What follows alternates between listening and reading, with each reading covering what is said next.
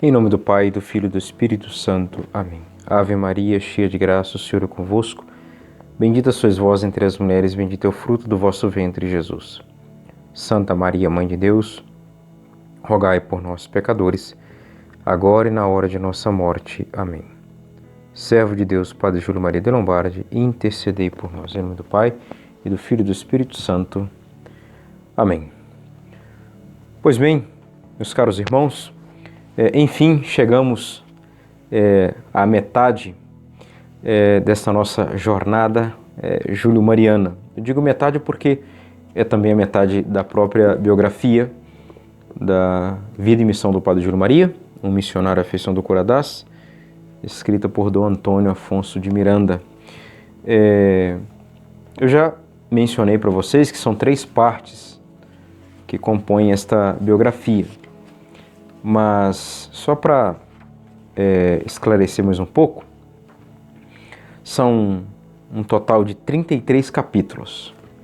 E agora, neste vídeo, nós iremos falar do capítulo 16. Portanto, a metade da biografia e também nós chegamos à metade dessa história de muitas obras, obras de Deus realizadas através do Padre Júlio, história de missões, de apostolado,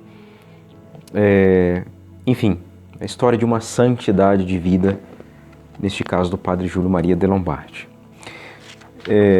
Então, por exemplo, a primeira parte, o Dom Antônio falou sobre o homem, tentando aqui descrever o retrato, a tentativa de um retrato do Padre Júlio Maria. Sua personalidade, seu temperamento, enfim. Depois, a infância, a adolescência, o ideal missionário, a mocidade, a história de uma vocação tardia, que foi a sua ida para Grave, na Holanda, do padre Berthier, no seio da pobreza, aí sim, todas as dificuldades que o Padre Júlio Maria encontrou lá com o padre Berthier. E depois, no capítulo 9, na escola do sacerdócio, que a escola principal dele foi o próprio padre Berthier, como vimos, e o capítulo 10, subindo ao altar de Deus, sua ordenação. E aí sim, entra a segunda parte, o sacerdote. Então fala dos primórdios do apostolado, o sacerdotal do Padre Júlio, o apaixonado de Maria, vimos isso, quando falamos desse aprofundamento do ministério sacerdotal do Padre Júlio Maria no que diz respeito à devoção mariana em Wacken, na Bélgica. Depois o missionário e o pregador da vida religiosa, nosso último vídeo. E agora o capítulo 16, desta segunda parte, que é a metade, como eu já disse, desta biografia e dessa nossa caminhada júlio-mariana. Porque depois, o capítulo 17, rumo ao desconhecido, na Amazônia, o apóstolo de Macapá, o grande apóstolo da Amazônia e pai de numerosa família, que vai ser, no caso aqui, sua primeira congregação, as Cordes Marianas. Nós iremos ver isso com calma. Então, a segunda parte vai terminar assim, falando dele, da sua chegada no Brasil e todo o seu apostolado no norte do país. E aí sim, a terceira parte, que é a maior, o mestre ou fundador. As duas coisas, Vamos optar pelas duas coisas, E aí a sua ida para as plagas de Manhumirim, de Minas Gerais, ou seja, as montanhas de Minas Gerais, o selo das obras de Deus, as bases do instituto, ou dos institutos, os primeiros sofrimentos, enfim, nós iremos ver isso com calma. Todo o seu apostolado em Minas, os seus escritos, as polêmicas, perseguições e até o trágico acidente. Não é assim? Bom, então neste vídeo, como eu já disse, chegamos na metade aqui desses detalhes que nós estamos acrescentando sobre a vida do Padre Júlio. Nós vamos, nesse vídeo, falar dos seus últimos momentos na França e depois na casa-mãe, em Grave, na Holanda, né? Claro, ele passou em Wacken para despedir, né, dos seus seminaristas e depois vai para a casa-mãe e, enfim, embarcar para a sua vinda para o Brasil. Então nós vamos falar desses últimos momentos, esses últimos acontecimentos do Padre Júlio Maria na Europa, né, as últimas visitas que ele fez, enfim. E no próximo vídeo nós iremos tratar da sua entrada no navio e daremos início na história sobre a travessia. Então, no próximo vídeo nós já iremos adentrar a esse camalhaço aqui que é, talvez, dentre os devotos do Padre Júlio Maria, a obra que mais encanta, né? Poeticamente e também espiritualmente, né? Aqui, de fato, no Réglima, nós encontramos ali a alma, no sentido de a vida espiritual, a vida de oração do Padre Júlio Maria, sua vida de penitência. Isso aqui é a expressão, né? Obviamente externa, de tudo aquilo que ele nutria interiormente. Então aqui está a sua vida missionária. Bom, mas nós iremos, né, com mais detalhe ver a questão do diário.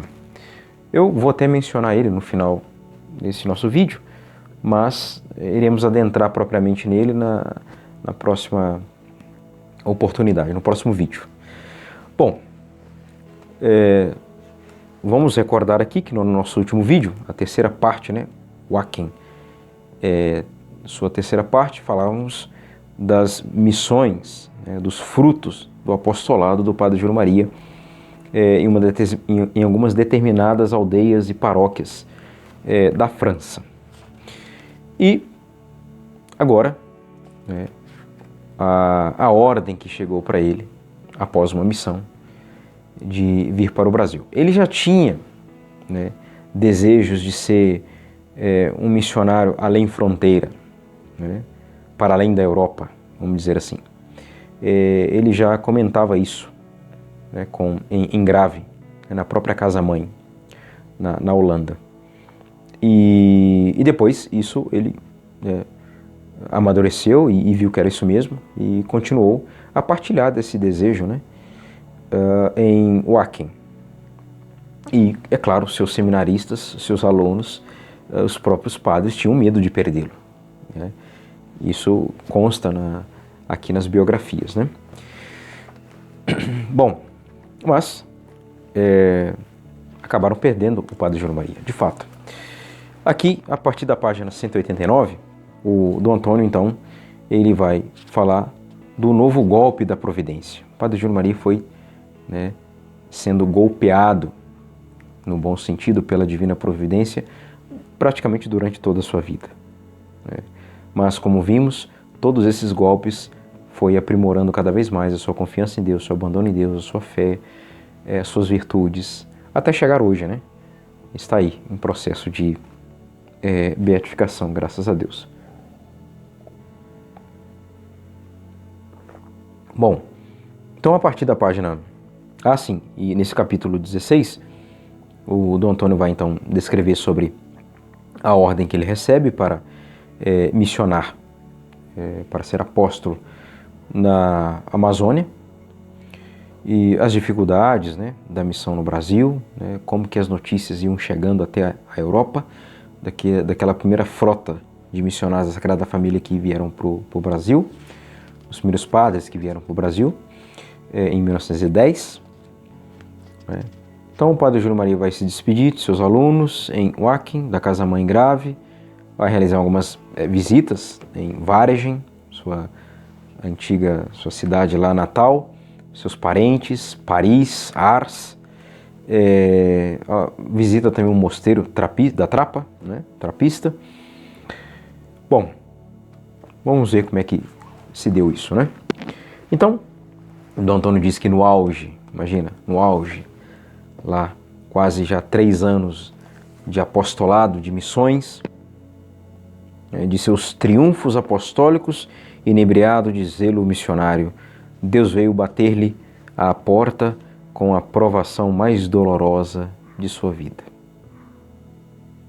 E nós vamos ver, nós vamos ler aqui as próprias palavras do Padre Júlio Maria, como que ele enfrentou, como que ele encarou, não é? Com essa provação mais dolorosa de sua vida, né? Dom Antônio diz que ele se refere aqui à ordem que recebeu dos superiores para vir missionar em terras brasileiras. Bom, então, os dias ali, né, do Padre Júlio Maria, durante as missões, era o quê? Nós já vimos. Perdão, a pregação, assim, os seus escritos. Então, seus dias transcorriam entre o altar, o púlpito, o confessionário. A noite passava em grande parte no confessionário, a rezar e a escrever os seus livros. Então, terminando uma dessas tantas missões, como era de costume, né, era de praxe, veio surpreendê-lo a ordem de partir para o trabalho na Amazônia. Né?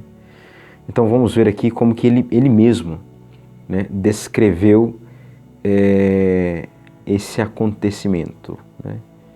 Porque é lendo que a gente vai compreender, vai entender mesmo a total confiança do Padre Júlio Maria. Né? A sua vontade já estava toda entregue à vontade de Deus. Né? Ele todo conformado com a divina vontade de Nosso Senhor. Abre aspas. Vou ler porque é belíssimo. Né? E diz assim: estava eu absorvido nos trabalhos da missão. Isso que é bom, porque a gente pode ir trabalhando a imaginação, né? E ali poder contemplar, depois levar para a oração também, né? Isso serve para todos nós. Certa noite, após ter pregado exaustivo sermão e ter passado no confessionário até quase 11 horas. Exemplo dos grandes confessores. O próprio Padre Pio, São João Maria Vianney. Tornei à casa paroquial cansadíssimo. Aprontava-me para o repouso quando vi sobre a mesa, entre os originais de livros espalhados, a minha correspondência do dia que o vigário certamente ali depositara. Tomei, presuroso, uma carta que reconheci procedente do generalato, do seu superior. Foi como um golpe de espada. Li quase descrente do que via. Mais ou menos estas palavras: julgamos oportuno que o Senhor vá em auxílio das nossas missões no Brasil, muito necessitadas de sacerdotes. Deverá partir quanto antes. Prepare-se com urgência. Nós sabemos que eu já citei para vocês que foi Dom Amando. Né? Dom Amando que foi à Europa em 1910. Nós temos aqui na história dos missionários sacramentinos, do primeiro volume, essa obra escrita pelo padre Demeval, no capítulo 5º, né, a grande expansão da congregação da Sagrada Família. Então aqui ele fala, né, Dom Amando, prelado de Santarém, no Pará, então foi à Europa pedir missionários para toda a sua prelazia, tão carente do clero, né, de padres. E ele já tinha um conhecimento da congregação do padre Berthier, né? Então ele foi até Grave, na casa-mãe, e na visita ele expôs, contou toda a situação ao superior geral, e o padre José Carlos, o primeiro superior, tem aqui, eu vou mostrar para vocês, tem uma foto, né, dele aqui no diário, padre José Carlos, primeiro superior após a morte do padre João Batista Berthier, né, de 1908 a 1919. Então foi ele que enviou, em setembro de 1912, o padre Júlio Maria e os seus 4 companheiros para as missões aqui no Brasil. Então a gente quer agradecer, né, que Deus o recompense por ter enviado o Padre Júlio Maria, né? Então esse aqui é o Padre, né, José Carlos, o primeiro superior geral da Congregação dos Missionários após a morte do Padre Berthier, em outubro de 1908. E então, angustiado, o Dom Amando expôs ali ao superior geral o angustiante problema da sua extensa prelazia, que foi criada no início do século XX, né, em 1903. Então, após 7 anos, ele vai à Europa e pediu padres, missionários. Então, a Sagrada Família viu naquele pedido, obviamente, um apelo de Deus, né, e a congregação, através do Padre Superior, se dispôs a enviar missionários. Enviou a primeira leva, como já foi aqui citado para vocês, né? Nós temos aqui a primeira leva de missionários foi 19 de dezembro de 1910, né? Tem toda a descrição aqui no livro Júlio Emílio, também do Padre Demeval, o nome dos sacerdotes. Pois bem, e o Dom Amando, obviamente, retorna para o Brasil, porém, né, contudo, todavia, muitos padres, muitos missionários da Sagrada Família não conseguiram se adaptar por uma série de motivos ao clima, né, aos costumes, etc., a própria cultura, e alguns, claro, morreram, e outros voltaram para a Europa, até que, né, em 1912, não sabemos assim ao certo qual foi o real motivo, se Dom Amando mandou uma outra carta, fez um outro pedido, se foi até lá, provavelmente não foi. Mas nós temos aqui algumas pistas, né, que demonstram o porquê que o Padre Júlio Maria, então, veio para o Brasil. Aqui no livro Padre de Lombardi em Wacken, diz que a fama dele lá em Wacken, né, na Bélgica, tinha se espalhado em toda a região, onde se falava de suas curas milagrosas, e diz aqui na página 62, nos últimos tempos de sua estada em Wacken, o porteiro do convento, né, via-se obrigado a dizer para as pessoas que enchiam o parlatório que o padre Júlio Maria estava fora por alguns dias e não sabia dizer quando ele voltaria. Então, com essa citação aqui e uma outra, a gente começa a entender o porquê, né, da sua vinda para o Brasil, né? Um dos porquês, né? Na página 66 aqui da História dos Missionários, o padre Demeval diz que durante o dia ele não podia sair à rua, né, sem ser rodeado e tocado, né? No fim, não saía, a não ser à noite.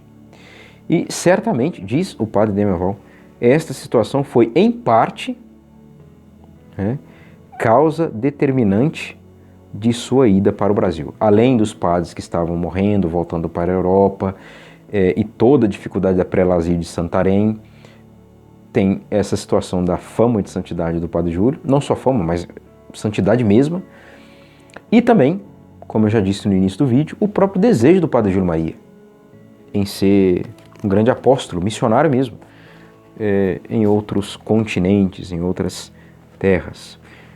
Então, temos alguns motivos, né? Pode ser que tenha outros, mas ele recebe essa carta, prepare-se com urgência. Vou continuar aqui então a descrição, né, a leitura do que ele mesmo narrou, escreveu. Uma onda de dor subiu ao meu coração, não podia compreender a razão daquela ordem. Havia sem dúvida precisão por parte de nossas casas na América, né, como eu acabei de dizer. Mas era-me sumamente doloroso pensar que, vendo sorrir-me um futuro grandioso, né? Então, no horizonte, ele vendo um futuro promissor, fosse repentinamente arrancado à sua realização. Caí de joelhos aos pés da imagem de Maria Santíssima, que sempre trouxe comigo por toda parte. É bem provável que seja uma imagem de Nossa Senhora de Lourdes, porque é a imagem que ele vai trazer para o Brasil. Confesso que chorei com o mais profundo sentimento. Via-me no viço da idade, com 30 e poucos anos. Em 1912 ele ordenou com... estava aí com seus 33, mais ou menos, 33 anos, né? Praticamente. Vi-me no viço da idade com 30 e poucos anos, cheio de saúde, e agora devia partir para a Amazônia. E ia ser devorado pelos índios ou esgotado pelas febres e pela fome. Porque naquela altura do campeonato, né, as notícias que iam chegando para a congregação, para a Europa, aqui na página 192, ir para a Amazônia era sinônimo de caminhar para a morte. Era também reconhecida como o inferno verde. A gente entende essas palavras aqui, né? Então é bom a gente ir lendo, comentando, para a gente contextualizar a coisa. Ou esgotado pelas febres e pela fome. Sabia muito bem da sorte dos missionários, colegas meus que me precederam. Alguns haviam morrido um ano depois da chegada ao Brasil. E este sacrifício enorme, veja, a palavra sacrifício sempre está aqui nos escritos do Padre Júlio Maria. Não só nos escritos, mas na própria vida dele, né? E este sacrifício enorme de minha própria vida devia fazê-lo ainda com o abandono das mãos das minhas queridas missões na França e na Bélgica, onde os sucessos me coroavam de glória e os frutos espirituais de conversão me enchiam de contentamento. 10 anos poderia eu pregar nesses países e não satisfaria aos pedidos crescentes sempre de missões em várias dioceses e paróquias. E os livros que planejava sobre Maria Santíssima. Então, além das missões, seus escritos, as aulas, o magistério, dar aula, o fato de ser superior, fundador. Iniciar uma obra de vulto, Como Amo Maria. Sequência de Por que Amo Maria, já publicada. Levava comigo às missões uma valise cheia de documentos dos Santos Padres e, sem perder tempo, escrevia após os muitos trabalhos do dia. Agora, reparava naquelas folhas a esmo sobre a mesa e via desfeitas minhas esperanças todas. Tudo aquilo perdia a razão de ser. Estive abismado alguns momentos nesta dor imensa. Chorei realmente.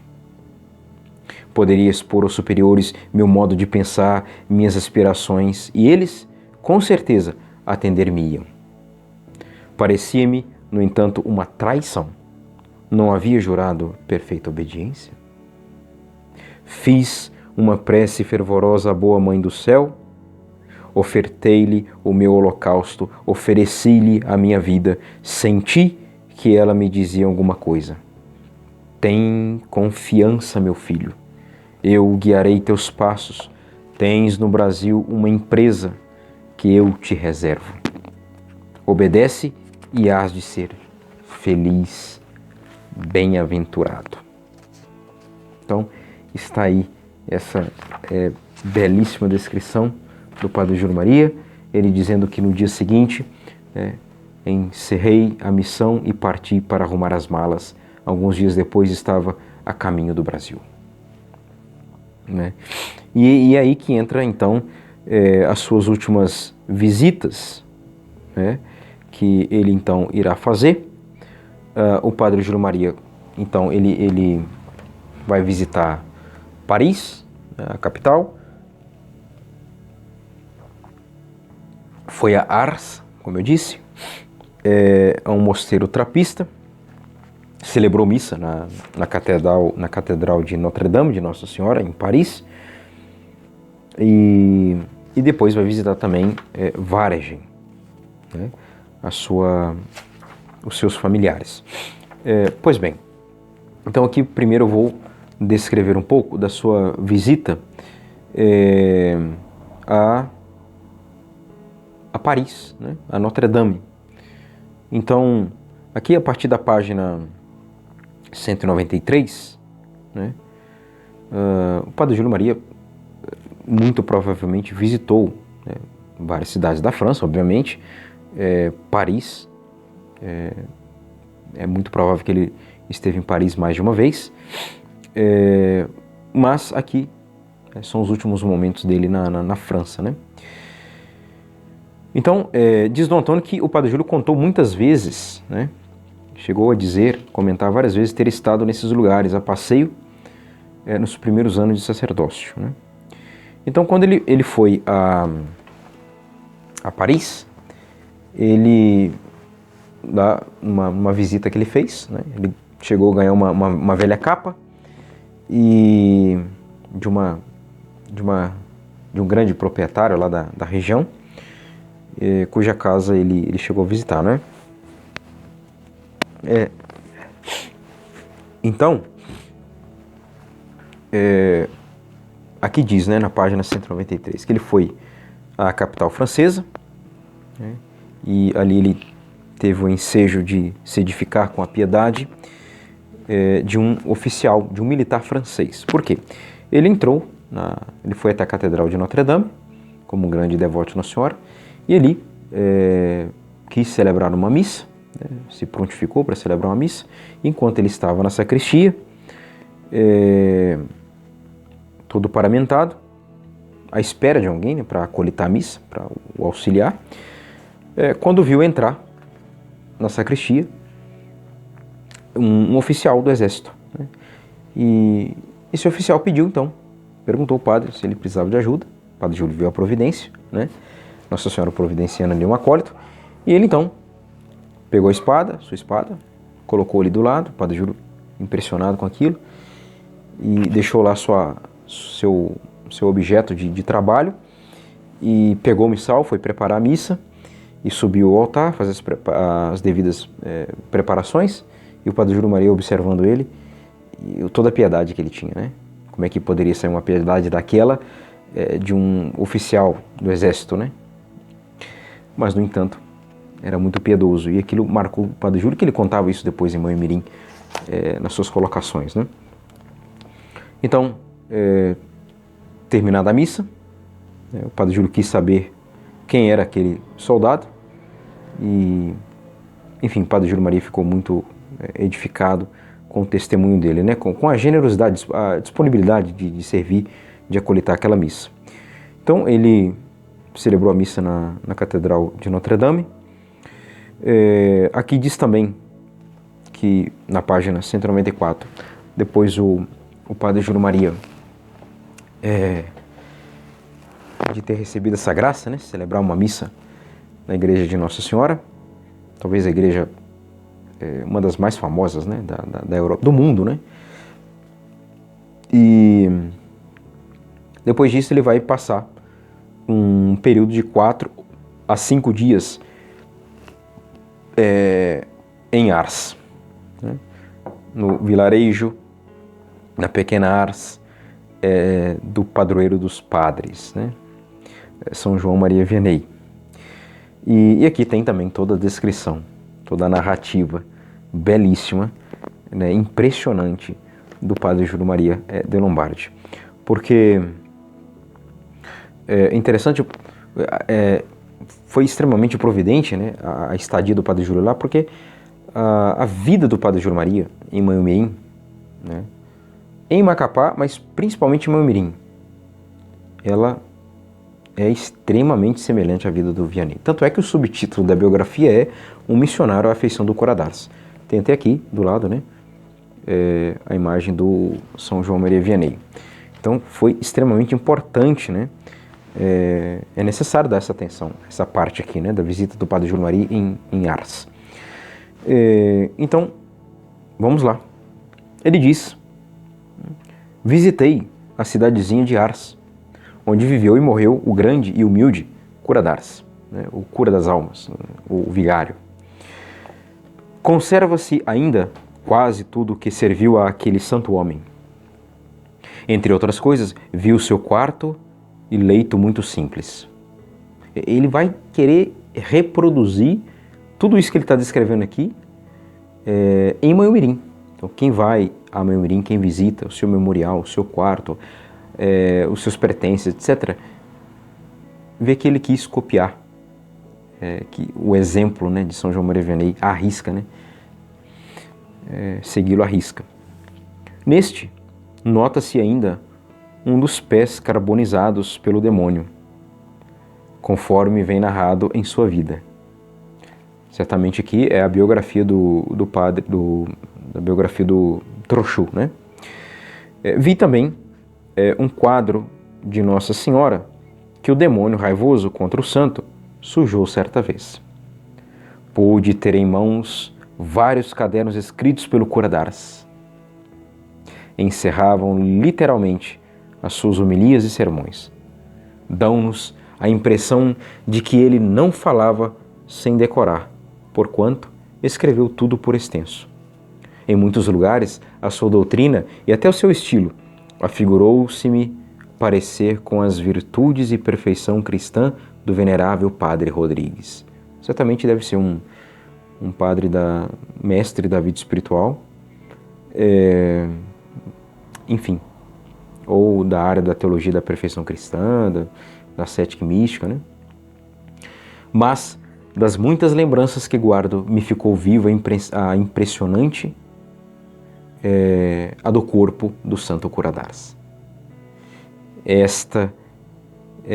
Está num esquife de vidro na primeira banqueta do altar. Pude celebrar diante dele. Parece que vive e sorri.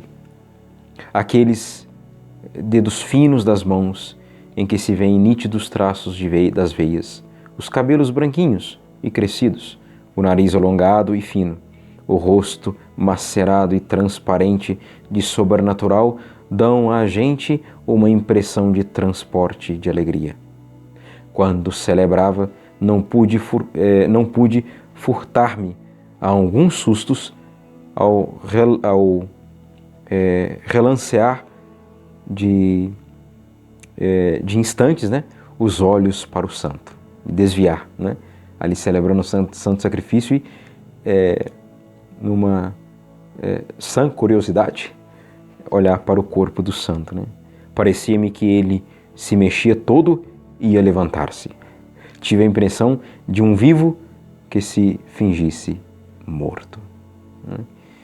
Então, o padre Júlio Maria guardou até os últimos momentos, né, de sua vida, conta Dom Antônio isso, né, essas recordações de Ars, que ele procurou ao máximo reproduzir em Manhumirim, né.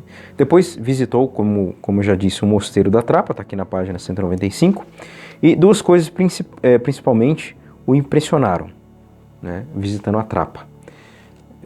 A pontualidade com que os religiosos acudiam às suas celas, a voz da sineta, né, do sino, e a modéstia com que traziam os olhos em terra. Então, andando lá com o superior da Trapa, ele que uma vez teve, vocês vão se recordar, um desejo de ir para a Trapa, quando ele estava lá naquele discernimento, ir para os padres brancos, e, enfim. Tem toda uma descrição dele aqui também, não vou me deter nisso. E depois ele irá visitar, né, antes de ir para passar na escola apostólica em Wacken, ele vai a Varegen, né, ali juntamente com Beveren, lembram, né, aquelas duas localidades bem próximas umas das outras, a localidade na qual ele nasceu, criou, sua infância, etc. Seus pais o criaram, e ele então vai visitar seus parentes, que ainda obviamente estavam vivos, né? E aqui nós temos uma foto desses parentes, né? O seu primo tem aqui uma tal de Jeane, irmã do padre Hipólito, o próprio padre Hipólito, o primo do padre Hipólito, um tal de Gaston, enfim, Dona Maria Stillen, mãe do padre Hipólito, tem uma irmã da mãe do padre Hipólito, né? Eulália Stillen, um outro primo do padre Hipólito, o irmão Aquiles, que nessa altura não estava ainda, não era ordenado, ele foi ordenado no dia 10 de outubro de 1913, né? E o padre Hipólito também não era padre, né? Ele foi ordenado no dia 14 de abril de 1920. Pelo menos é o que consta aqui na história dos missionários, no volume primeiro. Bom, então ele vai lá fazer sua despedida. Ele visitou o túmulo dos seus pais, a dona Rosália Stilling e o Sr. José de Lombardi. E por falar em José, tem um primo dele também, que ele andou com ele lá pelo quintal da casa. Tinha até uma fotografia dos dois, e que o padre Júlio Maria guardou de recordação com muito carinho, o seu primo José de Lombardi. Então, podemos imaginar aqui o ar, né, o clima, né, a atmosfera de alegria e de tristeza, né, por conta da despedida. Né. Provavelmente nunca mais se viram, né, o padre Júlio e seus familiares. Ele vai encontrar depois o padre Aquiles, mas na despedida eles pensaram que nunca mais iriam se ver. Mas o padre Aquiles, ele depois que ordenou, ele foi para a congregação. A princípio ele foi, né, para o seminário de Grave, né, a princípio estivera também lá, mas por lá não ficou, e depois ele entrou para a congregação dos missionários de Cheti, não sei se a pronúncia é essa, e se ordenou, pelo menos a data aqui já está como 18 de outubro, não é? Aqui no Padre Demeval, dia 10 de outubro, aqui está 18 de outubro de 1913, é a congregação do Imaculado Coração de Maria. Depois ele vai ser missionário na China e irá visitar o Padre Júlio Maria no início da década de 30, em Maiamirim. Então eles irão se reencontrar pela última vez. Então, temos aí um pouco dessas descrições. Por último, depois da família, o Padre Júlio Maria passa lá na escola apostólica, em Wacken, antes de ir para a casa mãe, não é?